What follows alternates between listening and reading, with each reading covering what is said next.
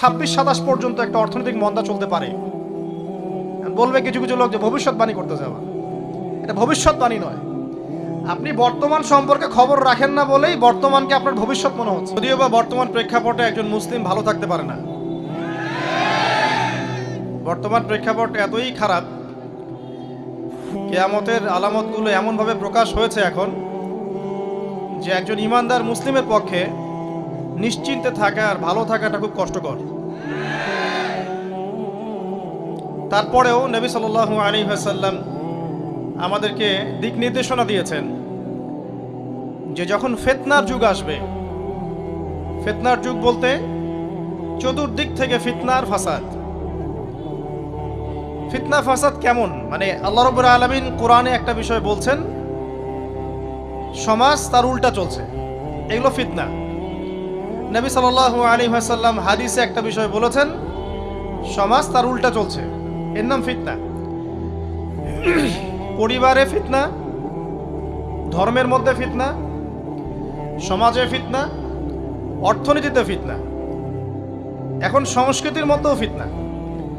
তো এই ফিতনাময় পরিবেশে নবী সাল্লাল্লাহু আলাইহি ওয়াসাল্লাম বলেছেন যে কেউ যদি ঈমান এবং আমলের উপরে, মানে নবী সাল্লাল্লাহু আলাইহি ওয়াসাল্লামের আদর্শের উপরে সবর করতে পারে, টিকে থাকতে পারে, তার জন্য 50 জন শহীদ সাহাবীর নেকি হবে ইনশাআল্লাহ।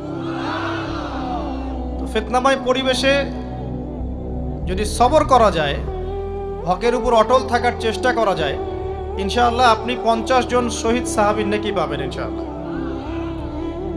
তো প্রত্যেকটা ক্ষেত্রেই আপনি ফিতনা পাবেন। পরিবারের দিকে তাকাবেন, দেখবেন পরিবারের বন্ধনগুলো আগের মতো নাই,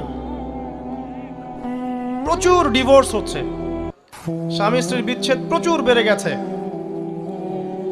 তারপরে সন্তান সন্ততি আমাদের পরিবারে যারা আছে, দেখবেন এরা বেশিরভাগই দুনিয়াদার হয়ে গেছে, দিনের খুব একটা ফিকির নাই।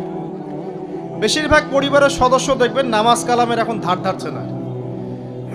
ম্যাক্সিমাম পরিবার থেকে আস্তে আস্তে পর্দাটা কিন্তু শিথিল হয়ে যাচ্ছে। আপনি ব্যক্তি জীবনের দিকে তাকিয়ে দেখেন, গর্বের সাথে আমরা বলি না যে 90% মুসলিমের বাংলাদেশ, দেখবেন মেজরিটি সংখ্যক মুসলিম 5 ওয়াক্ত নামাজ জামাতে পড়ে না। বেশিরভাগ মুসলিম দেখবেন আল কোরআন বিশুদ্ধ করে তেলাওয়াতও করতে পারে না। তো এরপরেও আমরা দাবি করি যে আমরা প্রকৃত মুসলিম, জান্নাত আমাদের জন্য অপেক্ষা করছে। আসলে বাস্তবতা এমন নয়। যারা কোরআন আমরা টুকটাক পড়তে জানি, তাদের মধ্যে কত % কোরআনের অর্থ বোঝে, এই আল্লাহ